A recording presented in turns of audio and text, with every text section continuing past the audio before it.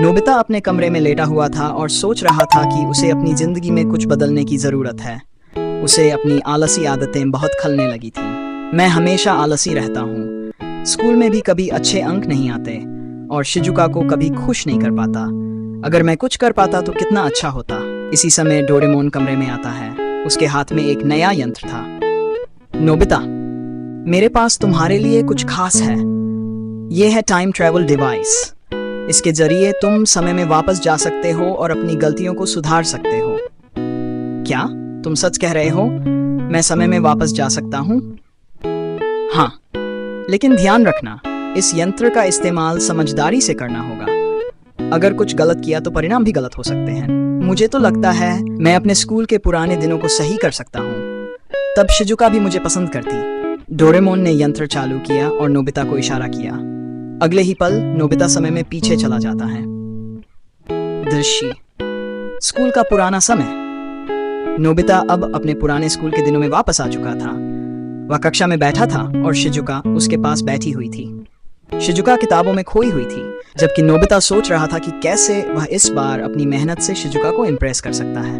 मन में सोचते हुए, आज मैं बिल्कुल अलग तरह से पढ़ाई करूंगा। शिजुका को दिखा दूंगा कि मैं भी स्मार्ट हो सकता हूँ।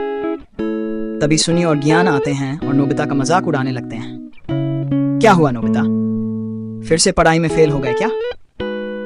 हाँ, ये तो हमेशा ऐसा ही करता है, कभी कुछ अच्छा नहीं कर पाता। नोबिता थोड़ा चिढ़ जाता है, लेकिन फिर उसे याद आता है कि उसे शांत रहना है और अपनी मेहनत पर ध्यान देना है।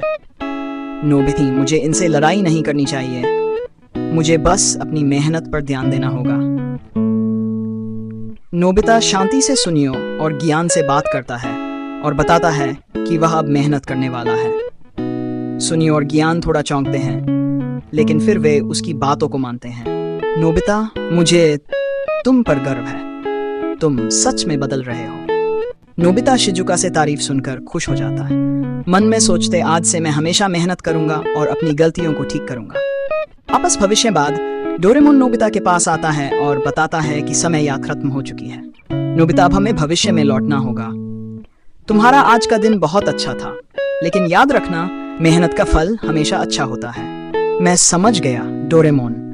अब मुझे सही दिशा में मेहनत करने की जरूरत है ताकि मैं अपनी जिंदगी को बदल सकूं।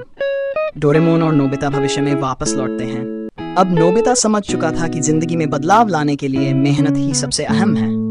इस एपिसोड से यह सीखने को मिलता है कि हमें अपनी गलतियों से सीखकर अपनी आदतें सुधारनी चाहिए। मेहनत और सही दिशा में सोचने से ही हम अपनी जिंदगी में बदलाव ला सकते हैं।